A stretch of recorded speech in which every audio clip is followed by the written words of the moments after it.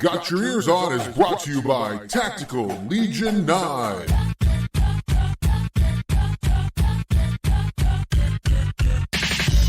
Everybody, hello and welcome to this week's episode of Got Your Eers On. Guido here along with Scooter Plunk and Johnson. Guido, a good thing happened, chased by bad things, and it's a weird time today. We're going to have to unpack some stuff. It is a weird time. We're going to have to unpack a lot of things. WVU beats Oklahoma for the first time since 2008.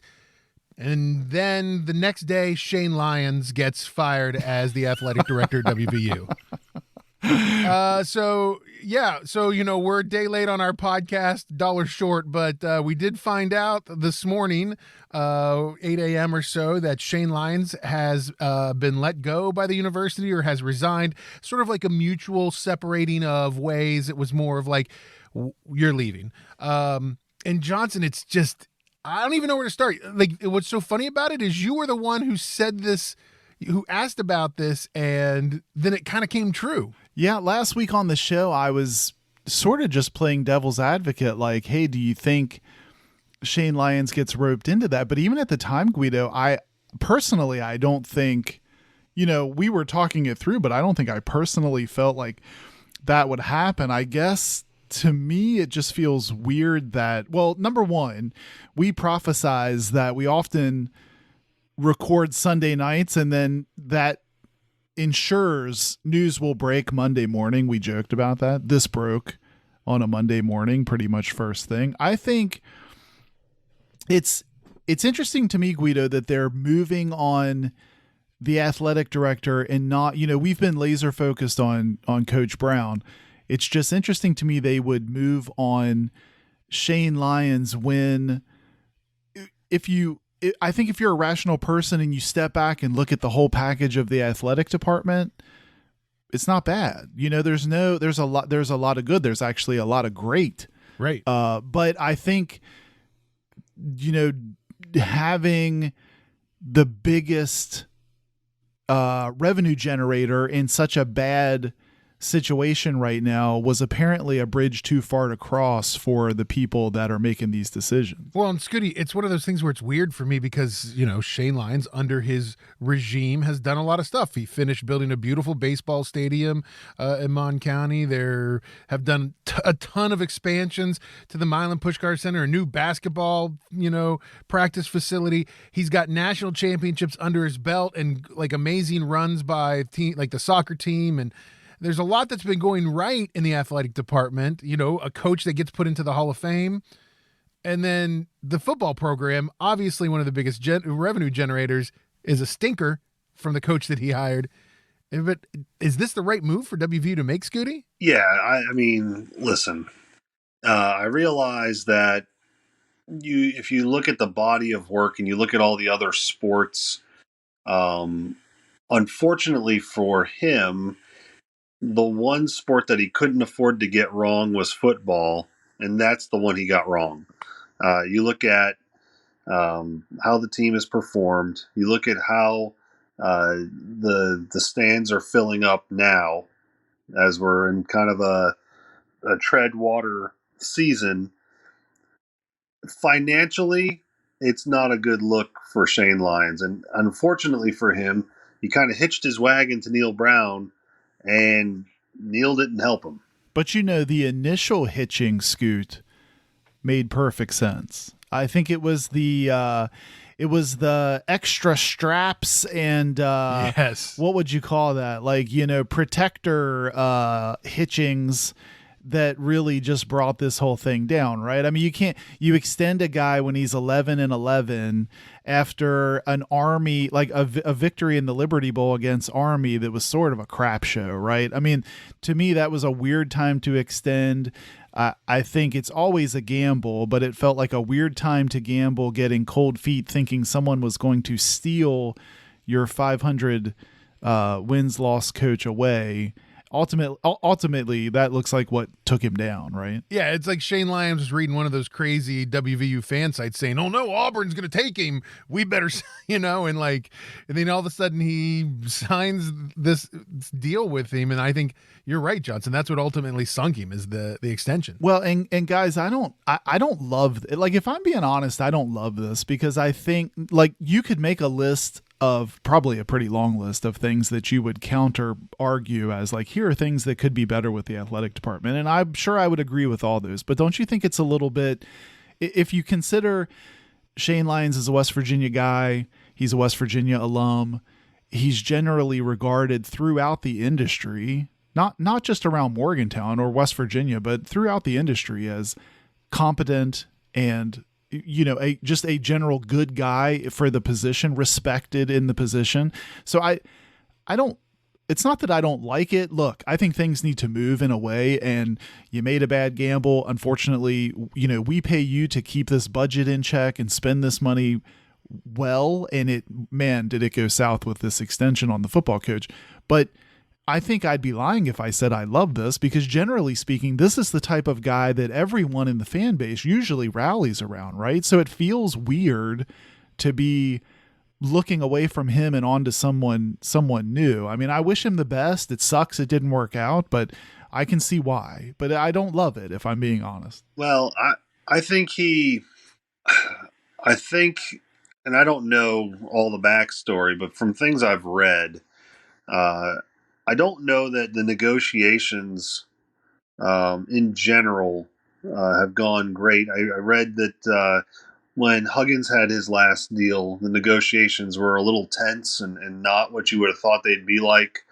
And I don't know beyond that. I don't know like what kind of conversations he's had with Neil. We don't know if it was his idea to bring Graham Harrell in or not. We don't really know that. Well, I think the interesting thing was, so WVU announces that Rob Alsop, who is, I'm not even sure, Johnson, what Rob Alsop is. He's he's vice president of strategic initiatives. Yes. For for WVU. And I'm sure he's a great guy, but doesn't that sound like one of those titles that's like sounds very important, but ultimately communicates nothing to you about what he does? Like, I don't. Right. Exactly. What? So, I don't mean, or is he just the guy that they have, like his job is to come into positions when they fire people like this? Like he might've been the dean of the music department, last week, and this week he's athletic director. Well, and he said as much, right? He was like, I'm happy to be your AD for 3 weeks or something like that. It was like a weird spot. Here I am. My favorite part was so they asked him a question. They said, they asked how long, and they said 3 to 4 weeks. They asked a bunch of questions, but they said, who ultimately is the one making the decision for the new athletic director position?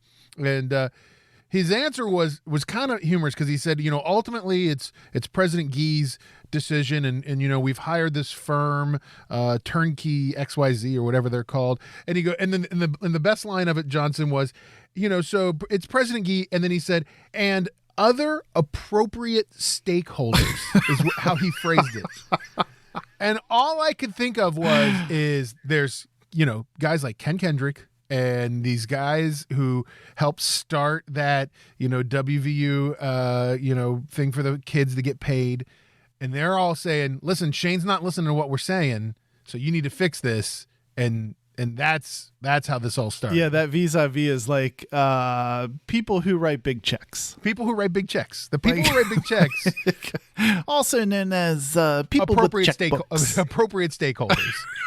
Right. I mean, how much of this, Scooty, do you think was there were other people in President Gee's ear saying, hey, listen, this guy, he's not our guy? Well, I think here's the thing. Right now, the WVU historic football program, historic college, right now is on the verge of becoming irrelevant. And we weren't that way 10 years ago. And I think a lot of those boosters and a lot of those people that have done well and could go back and say, hey, look at my alma mater, look at the school I support. We're in the Fiesta Bowl. We're doing some of these. We have Pat White. We had Steve Slayton. We had Pat McAfee. We had all these big names that have come from us, that are part of us. And the last 4 years, we have Austin Kendall and question mark. Like, we don't have anything else to like really beat our chests about. So that's something that, as an alum, you want to be proud of where you're from. Right now, I don't know that people are proud of the football program as it currently stands. We think that, I'm speaking for 99% of all of WVU football fans. We see Garrett Greene. He looks good. We think he's good. He is player of the week for the Big 12, offensive player of the week for the Big 12. Yet, I would say most of us are still thinking that he's probably not going to play next week or start next week. So what? Like, yeah, it's a toss up right now, right? And I guess we're going to get to that, but like, don't skew. I think out of all the stuff we read, the thing that you brought up, because I think you texted earlier, for some reason sticks with me more than anything else I've read today about Shane Lyons. And that was the quote unquote difficult negotiations with Bob Huggins. To me, for some reason, so help me unpack that, you two. Like that's what I think stuck out. Like, of all the stuff I read, that seemed to stick out, because to me, there's more at play here. There's more like, to me, this was not, because like I said, I think body of work wise, like, again, look, I'm not naive. Football is the biggest revenue generator. Of course, it's going to drive the boat. But I think, to me, you would think the school would say, hey, we're going to, like, you might not want to do this, Shane Lyons, but you got to move off of Neil Brown. To me, it feels like a very much bigger jump, bigger step to say, hey, Shane Lyons, sorry, but you're out. Like, to me, there must have been other frictions going on there. That I wonder, do we think that Shane Lyons was, and I get it was his hire, is he super loyal to Neil Brown? And maybe there was some like, hey, listen, maybe it's Gordon, maybe it's a booster, or an important saying, listen, hey, Shane, I know Neil was the right choice at the time, but hey, man, we're kind of treading water. We're going in the wrong direction. I would really like to see our program do something different. And Shane maybe have been real defensive about that and said, listen, I'm giving him, we're going to give him 2 more years, or what. He may have said something that either Gordon didn't like hearing, or the boosters didn't like hearing, or the board of trustees or somebody didn't like hearing. And ultimately, they came to a decision. It's easier to move the football coach if we move the athletic director first. Well, and I agree with that. I think I want to go back to what Johnson was talking about.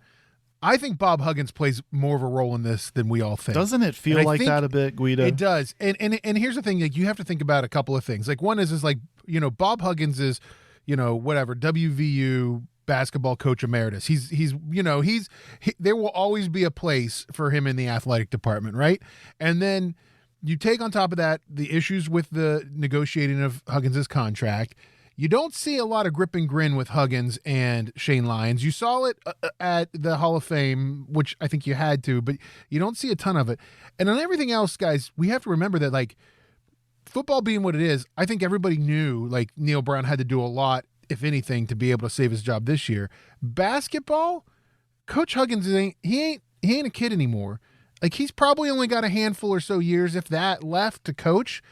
And I'm just starting to wonder, were people starting to chatter, like those additional stakeholders, were they starting to chatter saying, this isn't the guy to hire the person who takes over after Bob Huggins? Well, that's interesting, Guido, because I actually hadn't thought about that, but that feels like the next step, doesn't it? It's like someone was thinking, hey, this is coming to a close.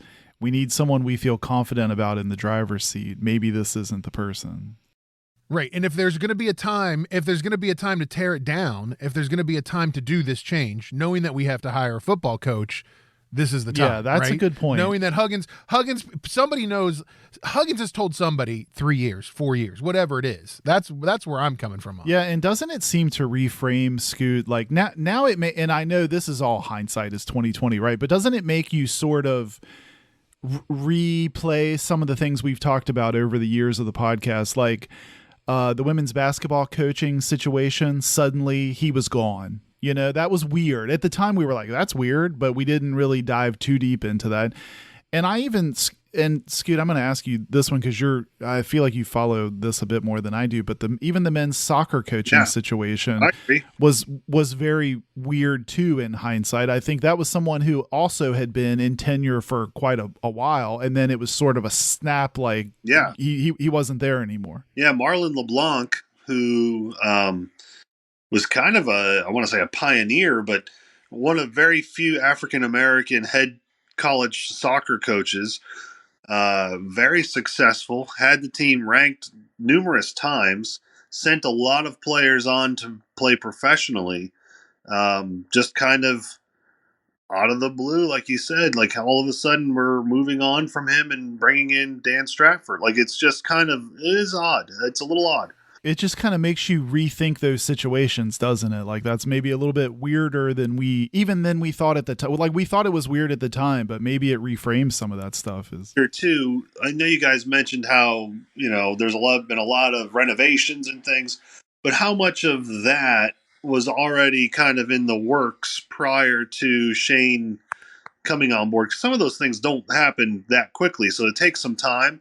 So, is that more so, and I'm going to say people probably feel Oliver Luck had more of an impact, especially in bringing in money, like getting us into the Big 12 and some of those things, than what Shane Lyons did or had, in the sense that Shane Lyons basically was told, listen, don't screw this up. We're kind of in the right direction, going in the right direction. And maybe there was enough ripples where people were like, hey, you know what? He's a nice guy. He's one of us, but he's not really pushing us forward. He's just trying not to mess things up. And in the process, he was messing some things up, I guess.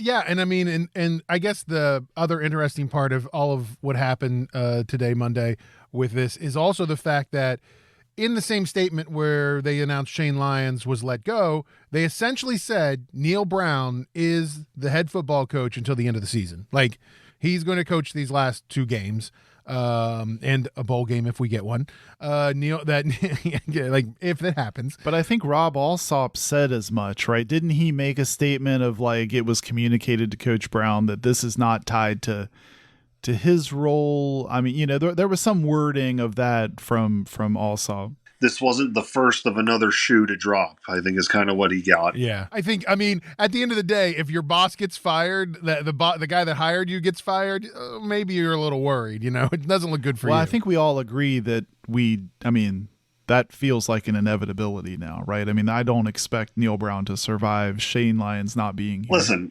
I come into a company from scratch, brand new, right? So I come into the company and I'm told to overlook and evaluate the previous, couple of years. And I noticed that there are some downward trends and that maybe some changes need to be made. I'm not going to sit back and be like, well, you know what? I don't know that the guy that's making all those decisions, who's leading the downward trends, is going to bounce back this year. I feel like a bounce back, like it's not going to happen. So Neil, barring and I'm going to call it the Morgantown miracle,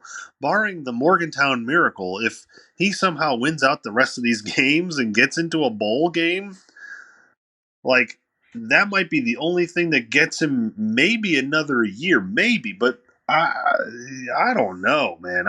Scoot, wouldn't you like to be there when Neil Brown tells the next athletic director, listen, you gotta trust this climb we're on, okay? Listen. Right. Well, I think here's the thing, Scooty. I think that there is a scenario. If you're Neil Brown, there is a scenario where you're coaching WVU next year, just for the fact of, one, there's still the buyout and all that, but 2 is how long is it going to take them to get an AD? And so, at what point is the new AD going to come in and be like, we'll just deal with this for a year and then next year, Like, I just wonder if that's on the table. Yeah, and even if it works out. So to me, if you take, so in the stuff we read earlier and we heard from Alsop, it was essentially 3 weeks, right? They said anticipate it within the next 3 weeks. So even if you take that at best case, I guess literally, I don't know, we probably shouldn't. But if you were going to take that as like best case, and you say someone new is in place in 3 weeks, to me,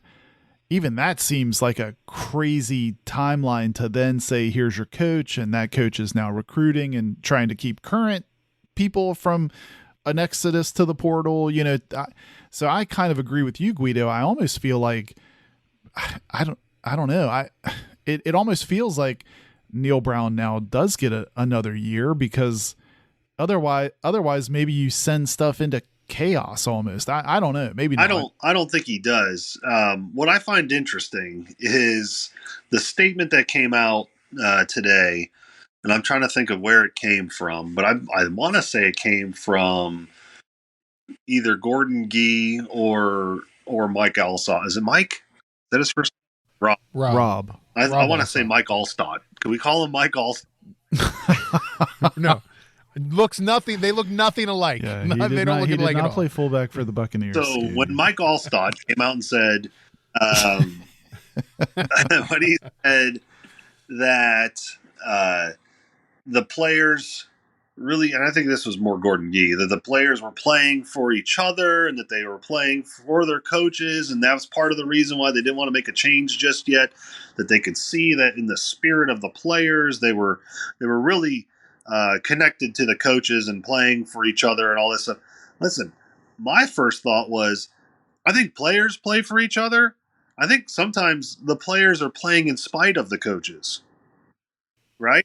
Or maybe perhaps winning in spite of the coaches. Like, that's what I mean. Like, I think like some of these guys are like, they're brothers, right? They're brothers with each other, and they're thinking, hey, I'm not going to let you down, but listen, this guy wants to do this, that, and the other thing. Let's go show him why we're good college football players, and we're going to do what we're supposed to do. Brothers got a hug, Scoot. Well, and that's like, we haven't talked too much about it yet, but you look at Garrett Greene. There's probably some parts of Garrett Greene that's doing what is the right thing to do in spite of what he's being told to do. Right. Well, that's where I was kind of going. Like, I feel like Saturday, Guido, it almost felt like we won in spite of everything we were coached coming into the game to do, really. I mean, that's what it felt like. I mean, WVU, I don't think that's the first time we've ever beaten Oklahoma at home. It's the first time we've beaten Oklahoma since we were in the Big 12. It's the first time we beat Oklahoma since that awesome game in 2008, right. Runaway beer truck game. I think the most interesting thing to come out of it, guys, is obviously what we've been talking about, which is the fact that JT Daniels, 5-star, super amazing quarterback, allegedly, gets benched after two series, throwing an interception. Garrett Greene comes in, runs for over 100, passes for over 100, scores 2 touchdowns on the ground, throws 1 in the air, gets Big 12 offensive player of the week. And I go, well, why haven't we been doing this all season? Yeah, well, and Scoot, I mean, we were there. I'm going to read this tweet to you, and you tell me if you're like, yeah, I was living that. So Wesley Shoemaker at Wesley Shoe tweeted at halftime, Oklahoma 12, WVU 6. In the first half, there were a combined 15 drives with an interception, a fumble, a turnover on downs, a missed field goal, a 2-point conversion on a fumble point after attempt, and 7 punts. Like, it was a complete poop show, right? And from the WVU side, Scoot, we were watching, like, that's kind of where I'm going with this whole like winning in spite of. You could like whatever we put in the old blender and drew up for this game. Wow, was it not working in the first half, right? Like, it was terrible. Like, for a fan, from the fan's perspective, my pants were wet. We were miserable, right? But I think at points it was like ice balls that were coming out of the sky. It was bad. We saw pretty much a lack of offense on both teams. Like, it was like appalling how neither team wanted to. There was a stretch there where I don't think either team was on the other team's offensive half. Well, and there were two, Guido. And I'm sure you got this. Well, can we first say I was sitting at home under a blanket, nice and warm, watching what might have been the worst half of football I ever watched. That first half, like, I would have rather seen, Fairmont Senior play Milton High in a football game. And it probably would have been more entertaining. I mean, it was bad. It was bad football from both sides. It was bad football. And Scoot and I are sitting under 97-cent emergency ponchos we decided to pick up at Walmart that morning because it, quote, might rain in our discussion, right? No, it was like a torrential, freezing downpour through the first half. We're watching average high school football on the field in front of us. And it was like, there were a couple parts of this game where I felt like the two teams were like, you win it. No, you win it. No, after you, please, you win it. Like we watched Oklahoma receivers get hit in the chest with the ball and just like for sure touchdowns and drop it. It was like some of just bad football. It was so bad. I had wet pants. I had a poncho hood issue where if I put the poncho hood up, it was going to cause potential wet backside for me because the poncho goes over the head, and as you pull on the hood, it pulls up the back of the poncho. So that was a problem. I watched the entire game with one of my socks half down at the toe of my shoe, which was saturated. So I was basically going no sock on the heel, sock all wadded up at the end of my shoe. I didn't dare bend over to fix it because that was going to lead to more wet pants.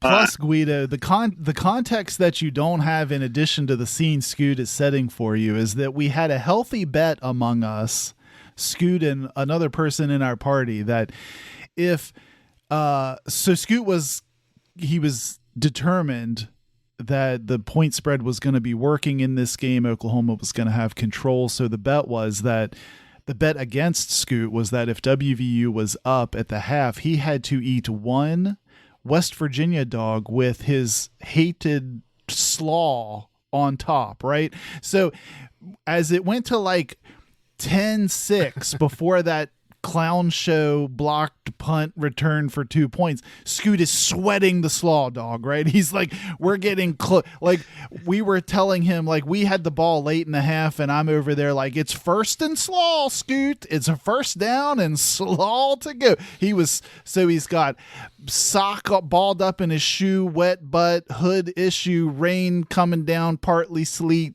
slaw dog on tap. He was not enjoying the first half at all. That's the context you need to know.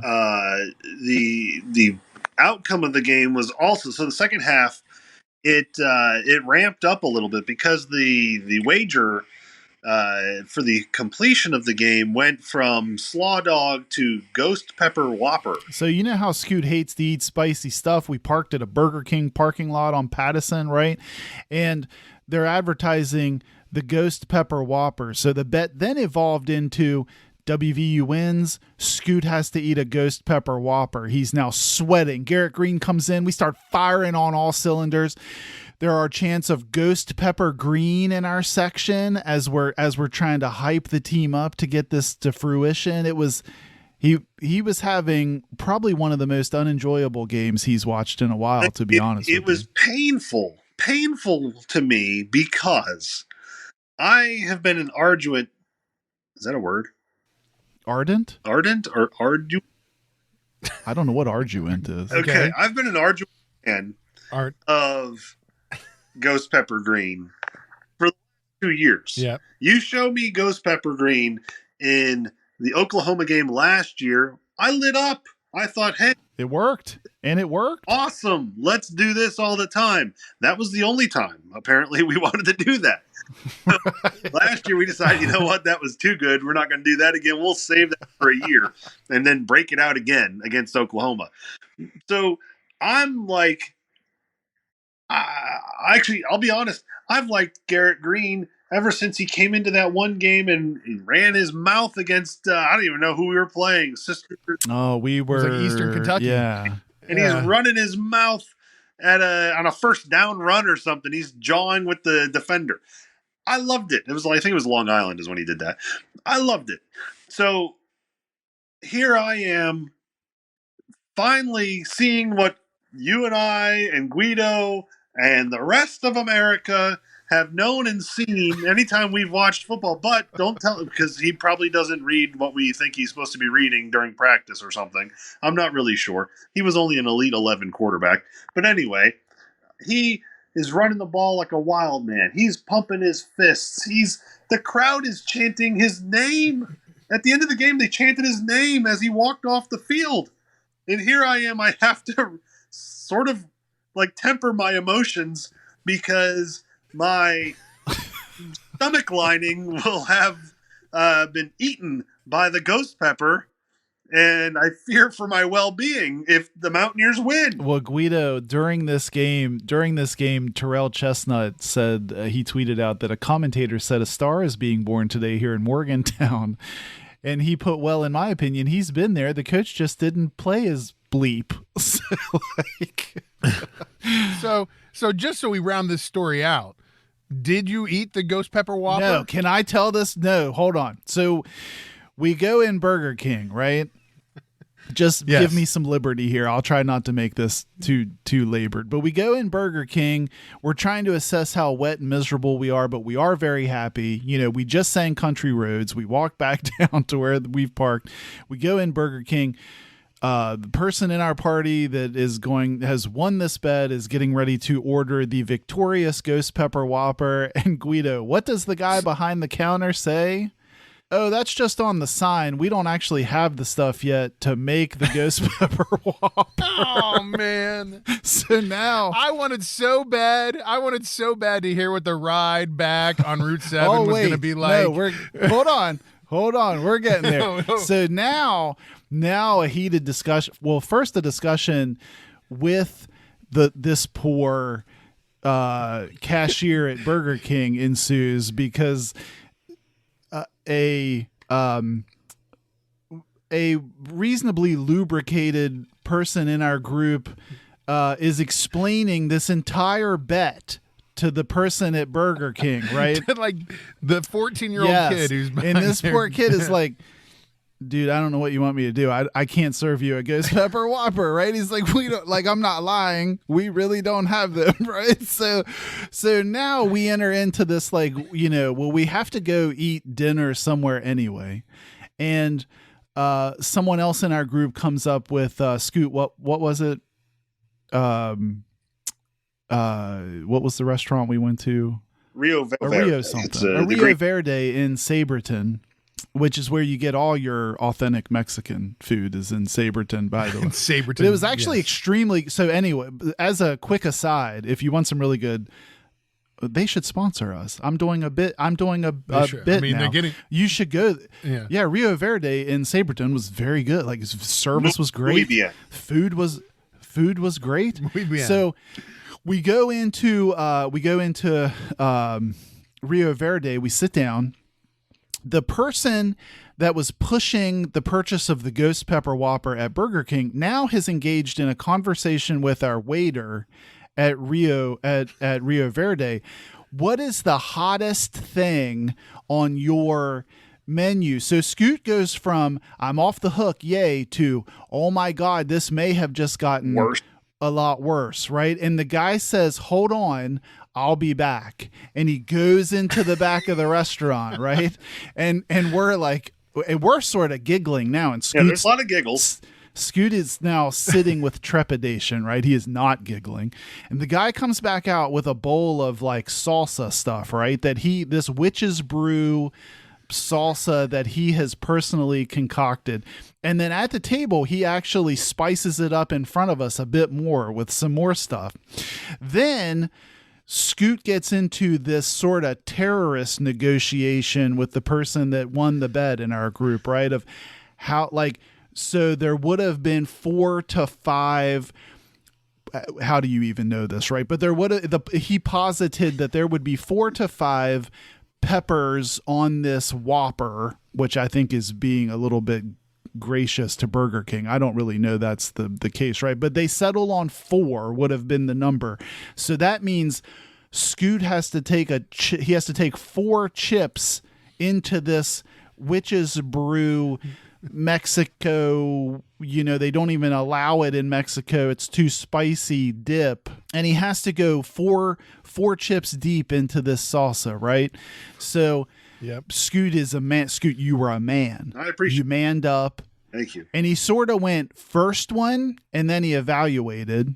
Then he decided, I'm effed here, right? Because he's like I already kind of can't feel my lips, right? So he's like, so then he just went 2, 3, 4 in succession, I think, right, Scoot? Man, I'm in a tight spot. I was in a tight spot.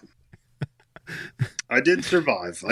Oh, that's too good. No, but you survived. I don't think he couldn't taste the rest of his dinner. True. And the ride from Sabreton home was interesting, but he did survive. Also true. I was really worried that I'd have to make a pit stop or something, but I mean, look, Right. like when you're in 100, there ain't no place to stop, right? So you better be comfortable. There's not a lot of places on 7 that you Yeah. want to Not happening. You want to stop. Yeah. Well, let me try to. Okay, so I'm going to try to pull everything back. We'll try to pull it all back. Let's just talk really quick. One more thing about Garrett Greene. One of only 3 quarterbacks, Johnson, in WVU history to have a game where he rushes over 100 yards and throws for over 100 yards. So Scoot, how do you like that? Quarterbacks in WVU history with 100+ yards and 2 touchdowns rushing and 200+ yards and 1 touchdown passing. Let me read them off to you. Major Harris, Pat White, and now one Garrett Greene. well, you know what I think we should do? What's that? We should celebrate that by starting JT Daniels next game. Here's the thing. Do you think JT Daniels starts next week? There's no way Neil Brown starts JT Daniels next week. No way. Shane Lyons might walk out on the field and fire him, even though he's not the AD anymore if he starts anybody but Garrett Greene. Here's the thing, right? Whether he's just saying it to posture himself to maybe keep JT Daniels from moving out and trying to get into the portal, like the fact that he's like, well, I don't know that we're not gonna necessarily announce a starter, and even if we do decide on one, we're probably not going to make it public. And so are you saying that, Neil, because you don't want the other team to be able to prepare for such? Are you saying that, Neil, because you don't want hurt JT's feelings and have him in the portal? Are you saying that because you're mad that Garrett Greene wasn't reading the reads that you wanted him to read? Why the games? Just if you don't want to start Garrett Greene, and I don't feel like he does, then just say, we're going to go back to JT Daniels, JT's our starter or whatever. If you don't want to start JT Daniels, and to be honest with you, I feel Garrett Greene has earned this opportunity. Absolutely. Right. He's absolutely So earned then it. why don't you give the kid at least the graciousness, the fact that he's earned, give this kid a chance to say, hey, guess what? I'm the starter this week. Like, come on. Yeah, and I don't think Guido. I mean, look, I wish no ill will toward JT Daniels. In fact, I think it's sad that he's regressed the way he has since after about the second, third game of the season. He just hasn't been the same person we saw in those first 3 games. And I think the red carpet was rolled out for him. It was put on a platter and served up. I mean, I think he got a pretty sizable NIL deal out of the thing. And now we're 4 and 6. We would have been 3. We would have been 3 and 7 had Garrett Greene not come in. I agree with both of you. I don't know how you look at Garrett Greene and say, "Hey, look, I can't go with it." Like, he's earned. You're right. He's earned it. He energized a whole. Look, there were 50,000 of us, if we believe the attendance mark. Allegedly. I know there weren't any. Look, I'm not one of those people, but I think it needs to be mentioned that the students pretty much gave their statement on how they feel about the coaching staff, because they were just MIA. And I, as a former student, I hate it when people gripe about student attendance at games. But Scoot, you would agree that section was bare. I mean, there were some students there. Most of them decided to go shirtless and wear overalls, and a couple of them had mullets. But there were very few students operating with wet pants like you and I were. Like, I'll tell you that much. There may be students that watched the game, but they weren't out there in the elements with the wet butt. Yeah, and if you were there, you were fully like, look, the crowd that was there was loud. Singing Country Roads was loud. I mean, they were engaged, and that was all because of one Garrett Greene. Like, from the time he came in until the end of the game, that's why people were there and stayed and were happy. So I don't know how you look at this kid now against Kansas State. Now, granted, I will say someone made the comment on Twitter. I don't know who I read to give them credit, but, someone made the comment that, Kansas State's now probably going to prepare for Garrett Greene. They're like, we caught Oklahoma kind of out of the blue with this, but whatever. I mean, I really could care less. I think it's actually pretty tough. I think it's tougher to prepare for a Garrett Greene when he can hurt you with his feet or his arm. I mean, the touchdown pass, Guido, he had to BFW on a rope. He kind of, Scoot and I were talking about, he sort of just stuck it to BFW. Like, it just came in on his shoulder pad so quick the defender didn't have time to react. So I think it'd be much harder to prepare for that anyway than what we've been showing with JT Daniels. I think it's been what was the thing that Neil Brown said that the tale of our demise has been grossly over exaggerated or something. Right. Yeah, that's right. The tale of Garrett Greene's poor throwing has been grossly overstated. Like, listen, kid can throw a football. Let's not act like, his arms are like he's got no arms and they don't work or something. Like, they work. He throws. He's fine. Like, is he Michael Vick and he's going to throw an 80-yard pass, or Patrick Mahomes and throw something ridiculously far down I don't know that. But listen, apparently neither is JT Daniels. JT Daniels throws 5 yards. Whoopity-doo.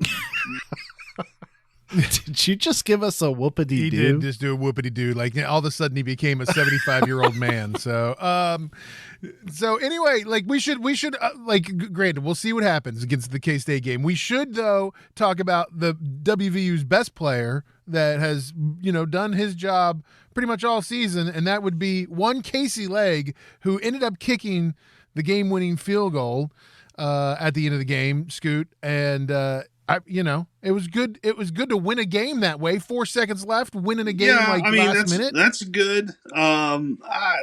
Listen, I don't. I mean, he's like, I'm not to can take. You just be happy. I like guys that kick the ball. That's fine and all. Like, he had to make that. It was inevitable. Like, I mean, if he didn't make that, the place would. I don't know. For as much as we wanted to carry Garrett Greene out on our shoulders, they might have carried Casey Legg out and thrown him in the Mon River. Like, I don't like, you talk about Tennessee taking down the goalposts and throwing it in the Tennessee River. They might have taken Casey Legg and thrown him in the Mon River for missing an easy field goal like that. So I mean, it's good. He's exceptionally accurate. It's a nice story because he didn't play high school football. He's a West Virginia kid. I mean, there's a lot of nice things about it.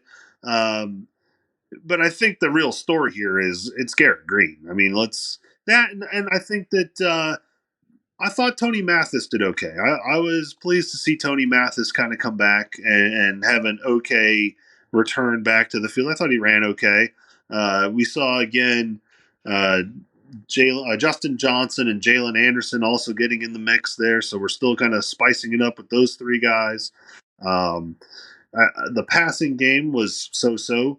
Defensively, I thought the defensive line looked good. I thought Jazir Cox had a pretty decent game. He had, I think, led the team in tackles.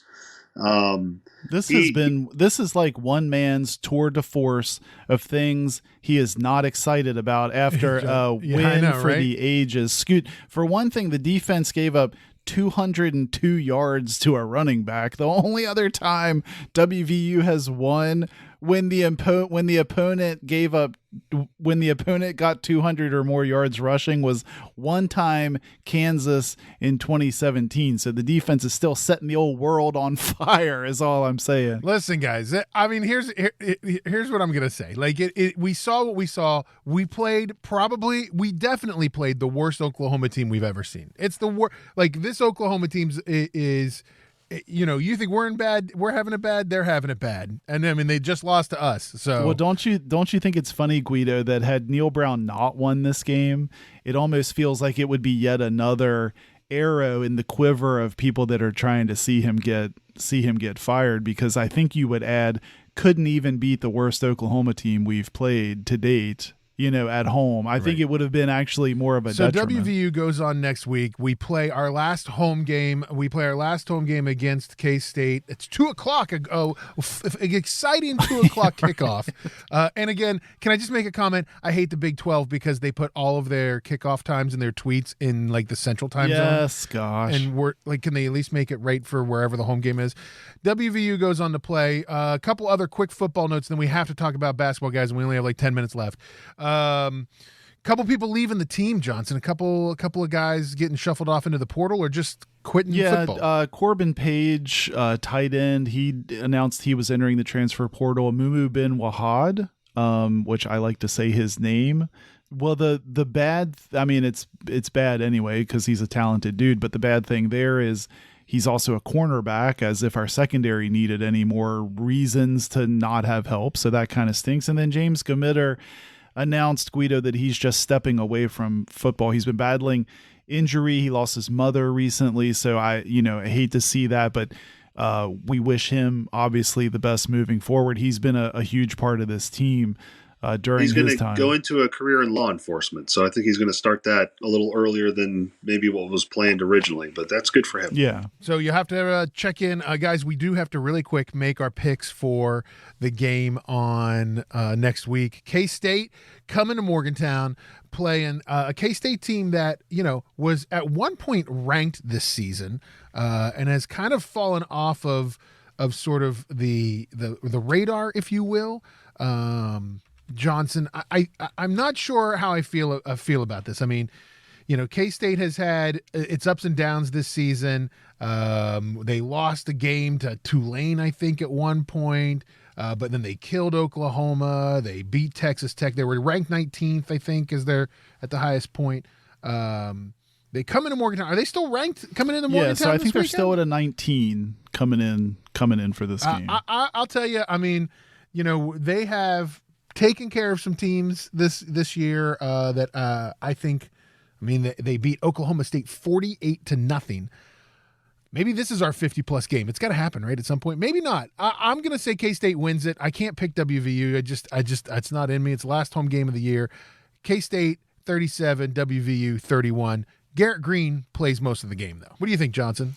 Well, it's interesting. So I can tell you how you felt before the season. You did pick this as a loss as well. So did Scoot. I was the one that went out on a limb and said, hey, we'd get a win at home. And just because I think it would be very on brand for us to even make things more complicated with a win, I think we will win at home. This team weirdly plays better at home. I still don't understand that. I think Kansas State comes in. WVU finds a way to win with Garrett Greene. I'm gonna go. Do we know an over/under for this game, Guido? I don't think we have it in front of us. Yeah, Johnson. Right now, WVU is a dog by 7. The over/under on it's 55. Wow, 55. I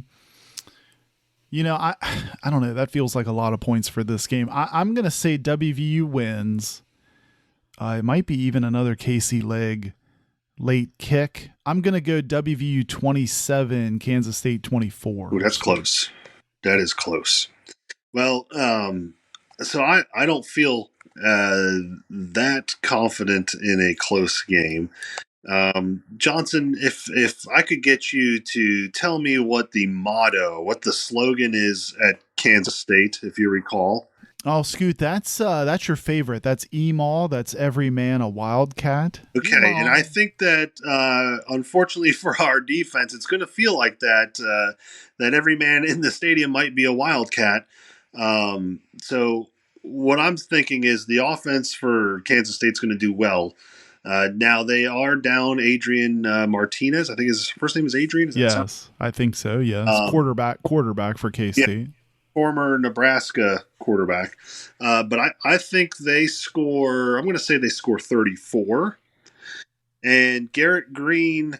While I would love to see the Garrett Greene magic, I do think that Kansas State will plan that he is the quarterback, and I think that will maybe stifle him a little bit, maybe more so with his ability to throw. So I think they'll plan to see him run a lot. So I'm going to say we score 24. So I say 34-24. All right, there we go, boys. WVU plays K-State Saturday at 2 p.m. That game is on ESPN Plus, so get out your nickels. You got to pay to watch that one. Guys, a couple more minutes left in the show. Definitely want to hit on basketball real quick. We didn't talk about it at all, but WVU wins 2 games last week. One game, 76-58 over Mount St. Mary's. The other game, a blowout at the Zoo for the Backyard Brawl, 81-56. First of all, I just want to say, watching the Mount St. Mary's game on ESPN Plus was uber painful for me, Johnson. First of all, 2 teams named Mountaineers just shouldn't play each other. That just should be a rule, because they kept saying, like, well, the Mountaineers lost this guy, and like talked to him, and they kept saying the Mountaineer, and I'm like, what Mountaineer? Well, like, what are you talking about? This game, Guido and Scoot, I don't know if you saw this, but this game produced one of the funniest tweets I've read in Mountaineer Twitter in a while. So at Gold and Blue Zone, maybe you follow him on Twitter as well, but he tweeted after this game, so hard to judge a team when they're playing against a bad team on ESPN Plus with Tony Caridi's 12-year-old looking son calling the game with Warren Baker in a neck brace. And that felt like a summation of this game, because Mount St. Mary's, Guido, didn't have a whole lot to offer. WVU sort of went through the motions and just kind of big boyed them to a win. So I don't know what we really learned. I don't think you do. I think this is a game where, especially first game of the season, you're playing a team that you should just manhandle. I think we played at least 10 guys had double digit, maybe even in at least teens minutes. Yeah, a lot of people saw time. And that's not realistic, I don't think. So you kind of take that win. You have to win those, because if you don't, then you become John Rothstein, the epitome of brutality kind of tweet, or whatever he says all the time. You don't want to be one of those, or you don't want to say, a bye loses a buy-in game or whatever they say, and you just are embarrassed. So you got to win that. But the Pitt game, I think, gave us some glimpses of some really good stuff that is only going to get better, right? And I think there's obviously some tweaking to the lineup. There's some tweaking to the minutes that's going to happen. But of what I saw, listen, I think we got 3 or 4 guys that we can count on to be reliable. Starting with Emmett Matthews, Trey Mitchell, Eric Stevenson. Those guys, to me, those 3 right there, they're going to be the engine. Like, if they're going, we're going. Then Joe Toussaint coming off the bench with 18 points too was pretty awesome as well. I mean, Emmett's played a ton of minutes in these first games. Like I think he's averaging something like 32 minutes, 31.8 minutes a game or something crazy like that. So the teams, obviously they're relying on him. He's the leader this year. Joe Toussaint coming off the bench, scoring 18. Eric Stevenson leading the team right now with points. I think there's a lot of good things that are coming together with it. Eric Stevenson's shooting like something ridiculous, like 60% from the field right now. So it's what we need. I think it was one of those, like, I kind of walked away from it like I walked away from this year's Virginia Tech football game. Like, I want to be happy about it. I'm not going to dissect it too much. It's beating a rival. It was thumping a rival. I think Pitt is a terrible basketball team, but this was a dominant win by WVU, so it felt very good. I think they asserted themselves. I think, Scoot, people like Mo Wagi was like super impressive. I think Joe Toussaint was completely different than the person we watched against Mount St. Mary's. I thought there was a lot of good here, and I just really don't want to rant. Like, I know Pitt's not terrific, but this was a dominant win on the road. It's not easy to go on the road and dominate someone, and that's what they did. I think it was great to watch. It was super fun to watch. So if there's anything that I could be critical of, and maybe it changes as the season goes on, and you and I watched the game together, Johnson, so it was kind of you don't get to do that too often in person, so that was a good time. But I think, and we talked about this during the game, like the minutes where you've got Joe Toussaint and Kedrian Johnson out on the floor at the same time. That's a good point. While defensively, that's not bad. Offensively, at times it feels like you're playing 4-on-5. Like, I don't see either of those two guys. Now, granted, Joe Toussaint kind of carried the load, right? I mean, he picked up the slack. He had a great game offensively. I bet if you told people back at Iowa, listen, Joe Toussaint's going to score 18 points the second game of the season, they'd probably be like, that's not the guy we know, because he averaged like 5.3 or something last year. So that's great. Again, I don't know, and this is not to totally dog on Kedrian Johnson. He's just not, to me, in my estimation, the big-time offensive threat. I personally would start Joe Toussaint. I understand probably why they start Kedrian right now, but I'm wondering as the season goes on, is Kedrian only a starter, like a token starter, and Joe Toussaint sees the lion's share of the minutes? Just like Jordan McCabe was. Like, Jordan McCabe came out and played 5 minutes to start the game, and then you didn't see him the rest of the game. Right, it makes you wonder if that's the situation. But, I mean, again, in this Pitt game, Scoot, I think 11 people saw time. So, to me, that's still a ton of people seeing the floor. For big-time basketball, unless you do something like a press Virginia, which we're not, like, it just doesn't work because you don't get a good enough flow. And guys, especially shooters, like, we often complain about how we don't have any shooting. Well, sometimes you got to be out on the floor to shoot. And if you're coming off the floor all the time, it's hard to get in a rhythm. So you, like, and maybe that's why we're going to see a better offensive year out of Emmett, because Emmett's probably going to play more minutes than we're used to seeing Emmett. Well, I think we'll see these rotate. I mean, we've said it before in the past. Hopefully, we only see these rotations for 2 more games. You got Morehead State this week on Tuesday, and then you've got Penn on Friday. Both those games at the Coliseum. Both those games at 7 p.m. on ESPN Plus. I think that what's really going to be telling is when we face the Boilermakers, when we play Purdue Thanksgiving night, 10 p.m. on ESPN2 in the Phil Knight Legacy Classic preseason tournament extravaganza, what we see then, like how Huggins develops this team to that point. Yeah, like that's right. that weekend, those teams in that weekend, it'll be different to see how WVU plays. That second game, is that the one where we play at like 1:30 in the morning or something ridiculous? It's either a 9, well, it depends on what happens in the first game. That's either going to be a 9 p.m. tip-off or an 11 p.m. tip-off Eastern time. So look forward to that Black Friday. Yeah, right. Looking forward to that Black Friday, staying up late. So we'll see what happens. I mean, I feel like the team is coming together. Are you still feeling, Scooty, are you still feeling more confident than last year's team? This is... Now, granted, I don't know how that's going to play out, per se, with the Big 12, but this feels way more like a Huggins-type team. It just does. Like, the guys, even Jimmy Bell Jr., who I didn't think played all that great. He missed a couple of shots that, like, to the point where I'm like, why aren't you just dunking this thing? You're a gigantic man, and nobody can stop you. Just dunk the basketball. Don't try to lay up. Just dunk. Like, he didn't have a great game, but he's the right mentality, and I think he'll get going. And Huggins has kind of said as much, like, hey, he's not been what we've seen so far, but, I'm not giving up hope on Jimmy Bell Jr. yet. And neither am I. Like, I think, listen, the guy's already proven that he's got tremendous work ethic. If he's lost 70 pounds in, like, 2.5 months, that's insane. So, like, I'm going to give the guy the benefit of the doubt. I'm going to give Huggins the benefit of the doubt as far as determining, whether he's a starter, whether he's going to get more minutes. I just think it's going to be a much more enjoyable team to watch than what we've seen, at least in the last year. I think part of what stung so much from last year's team is that the promise and the hope that we had with the team the year before, right? You had Deuce, you had Oscar, you had Culver. Like, it felt like, man, this could be a Final Four team.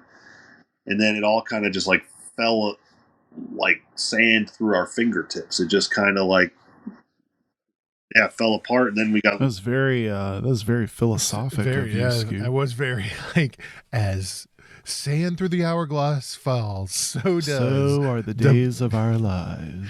So, hey, we'll see what happens. Huggins still got time. We'll see what happens. Hey, Coach Dawn, WVU win. I'm going Coach Dawn, by the way. I'm not going to do this whole Plitz weight. I'm not even going to try it. Coach Dawn starts the season off. WVU women start the season off with their first game. They won 81-31 against USC Upstate. I'm assuming that's University of South Carolina Upstate. The Spartans. More like downstate. Am I right, Scoot? JJ Quinterly, she had 19 points in that game. So, I mean, that's a good way to start. They're also on TV this week. They play Winthrop and Appy State this week on Thursday and Appy State on Sunday. Both of those games are on ESPN+. So check out the women's team, too, because, WVU women's has been good over the years. And new coach, new blood, you never know what could happen.